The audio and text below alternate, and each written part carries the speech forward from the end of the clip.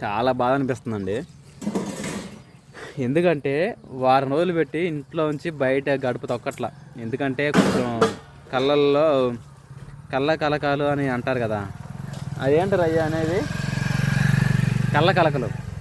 వాటి వల్ల నేను బయటికి రాబోతుంటే ఇప్పుడే తగ్గినట్టుండే 70% తగ్గిన తర్వాత ఈ స్పెట్స్ వేసుకొని ఇంట్లో ఉంటున్నాను. అంటే చిన్నపిల్లలు ఉన్నారని చెప్పేసి ఇంకా ప్రశాంతంగా ఊరు బయటకు వచ్చా. ఇలాగ కూర్చుందామని సరదాగా ఇలా పెట్టుకొని నొక్కుంటా ఉన్నా.